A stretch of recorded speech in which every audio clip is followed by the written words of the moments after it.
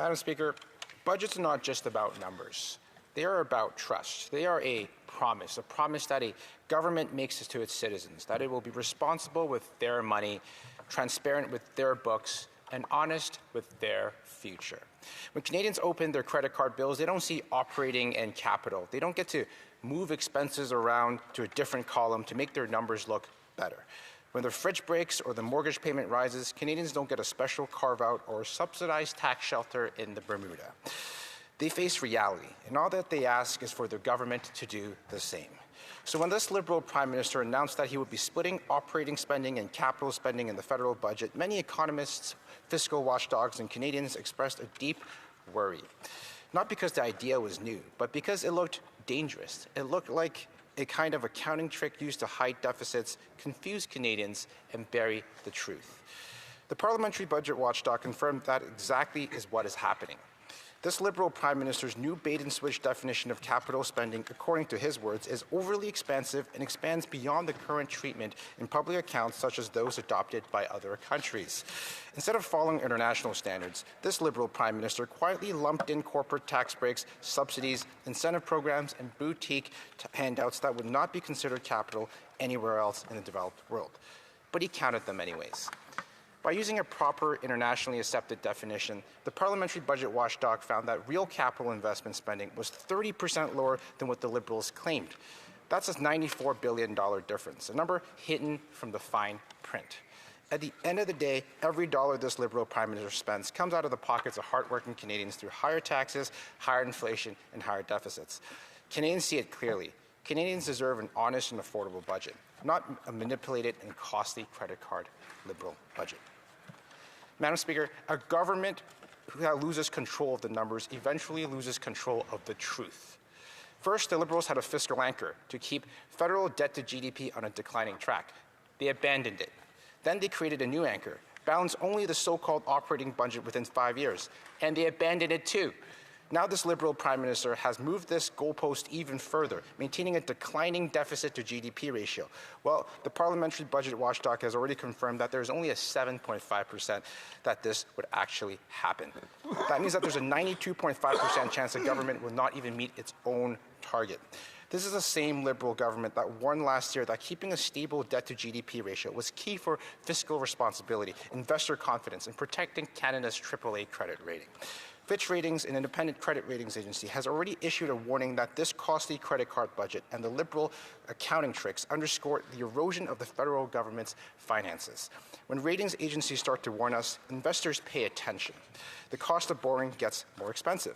And the cost does not fall on this Liberal Prime Minister. It falls on the working Canadians, families, homeowners, and seniors, and the next generation.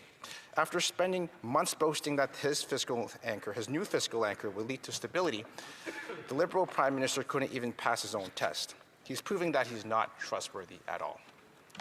Madam Speaker, behind every lofty speech and Liberal promise is one undeniable truth, that the numbers don't lie. Under this Liberal Prime Minister, the federal debt is growing by $10 million every hour. That's how much he's costing Canadians every single hour. He will add $321 billion to the national debt over the next 5 years, more than twice what Justin Trudeau would have added over the same period. Federal debt now stands at $1.35 trillion, the highest in Canadian history after the Liberal government has doubled it in the last 10 years. And next year, taxpayers will spend $55.5 billion in interest payments alone, more than what it pays in federal health transfers and more than what it collects in GST revenue. That's $3,300 per Canadian household just to pay interest on old debt. Not a single dollar to be used for hospitals, schools, or infrastructure, let alone start repaying any of the debt that the Liberals have accumulated. Meanwhile, real GDP growth in 2025 is stalling at 1%, the second lowest in the G7. Since January, Canada has suffered a $62 billion in net outflow of capital.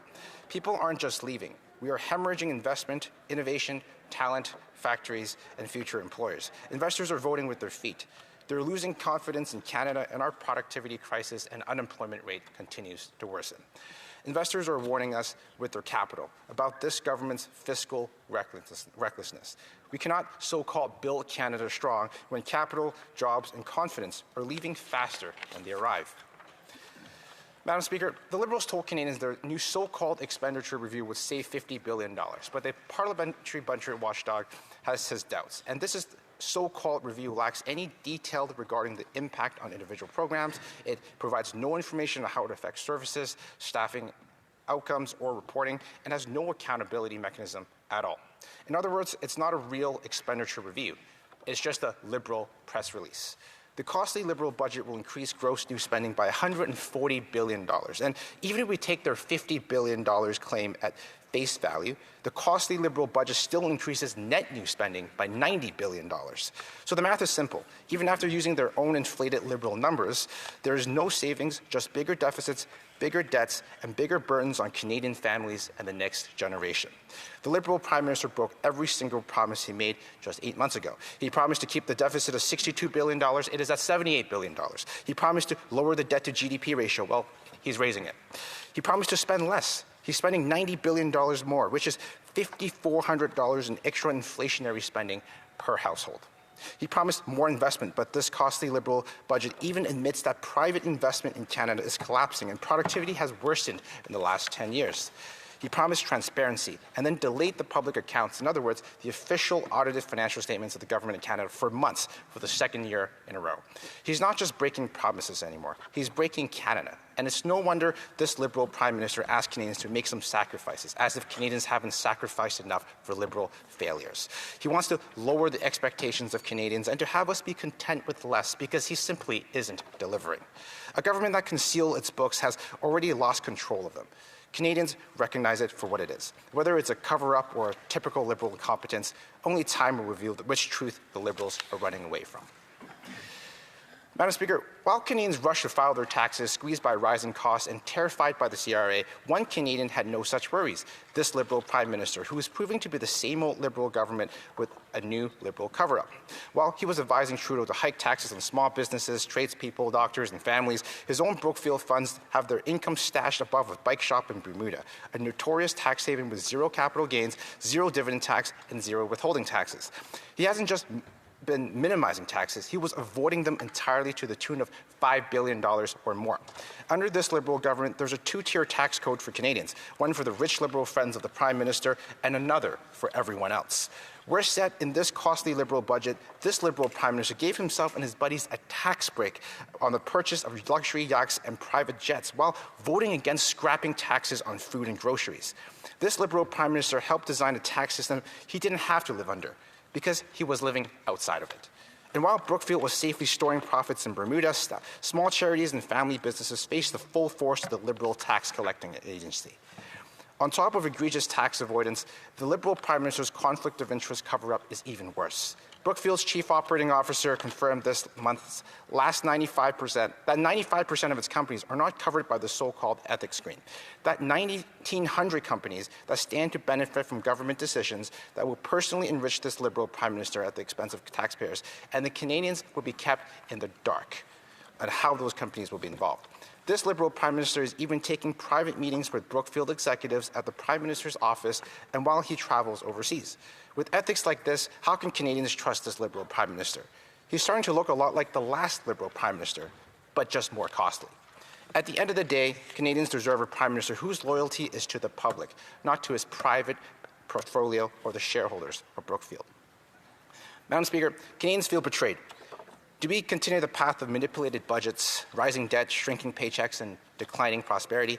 Or do we rebuild the country where the numbers are honest, the budgets are responsible, and the promise of Canada, that hard work leads to a home, an affordable home, to opportunity, to security, is restored?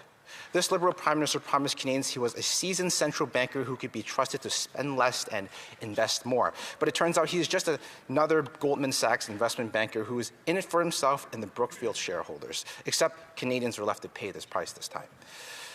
Conservatives will expose the truth, restore fiscal discipline, demand transparency, and protect taxpayers. We will rebuild a country where hard work leads to a home with a yard on a safe street, affordable and nutritious food on the family dinner table every day, and where the next generation isn't sacrificing to survive, but to thrive for a better tomorrow. And this isn't just the conservative way, it's the Canadian way and the Canada that we will fight to restore.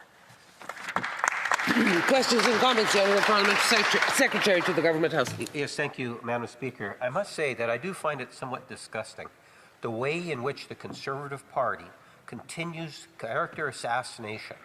The Prime Minister has done an absolutely outstanding job at protecting Canadian interests, traveling abroad, doing the things that are necessary here in Canada, and all the Conservatives want to do is attack the character of the Prime Minister. I say shame on every one of them, Madam Speaker. It is absolutely disgusting to see an official opposition take the type of stand that they take day in and day out when you have a strong, powerful Canadian, a Prime Minister, and a government that is committed on building Canada strong.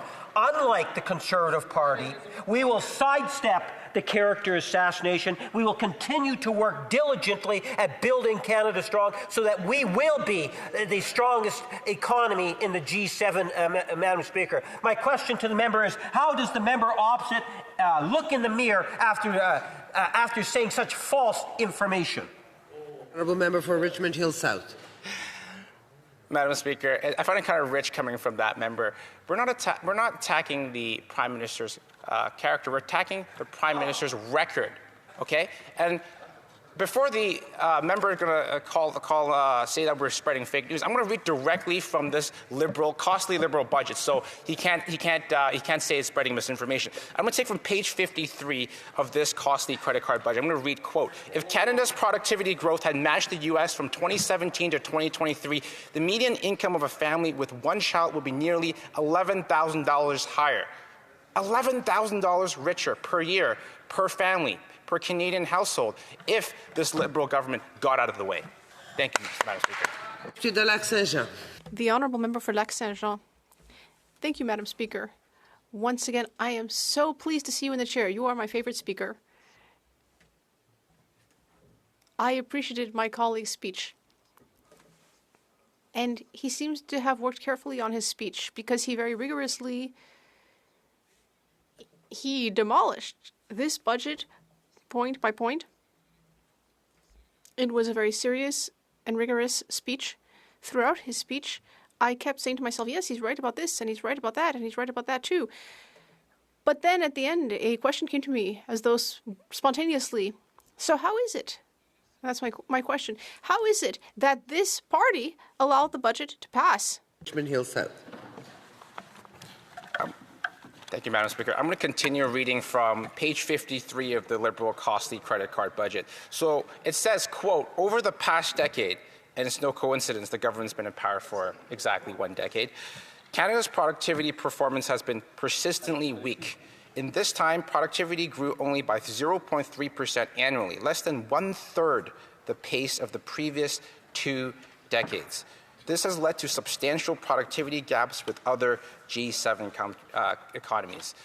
The Liberals like to compare Canada to the G7. Well, it seems like we're doing the worst. And this is not, again, the Liberals are going to, that Liberal member is going to accuse Conservatives of spreading misinformation. These are words exactly read from his costly Liberal credit card budget. So he needs to check himself before he wrecks himself. The Honourable Member for Caribou Prince George. Our honourable colleague breaking out from Richmond South, check himself before he wrecks himself. Madam Speaker, through you, I just want to say, how rich it is coming from our colleague from Winnipeg North, who never misses a chance to gaslight anybody that opposes any Liberal policy or anything. He's a good Liberal soldier, Madam Speaker, make no bones about it. Although we may differ on policy and suggestions, I do respect that he's always here every day fighting for the other side. I don't always like it, but he is. Far be it. He does the job for the other side, does it well. Madam Speaker, through you to our honourable colleague, the Liberals and the Prime Minister trumpeted this budget as generational, when all we see is generational debt. I wonder if we give him an extra 30 seconds or so to talk about how this budget and lack of support and the debt is going to impact his riding. Thank you. The Honourable Member for Richmond Hill South in 15 seconds. Madam Speaker, I see almost nothing in Richmond Hill South in this budget. And this is what I see. The cost of living remains high, putting financial pressures on families and small businesses. Unemployment has increased, driven by weak hiring and layoffs. Businesses face ongoing uncertainty, delaying investment and expansion. Productivity remains weak, limiting wage gains for workers. And that's the current economic landscape. And by the way, we have to resume debate.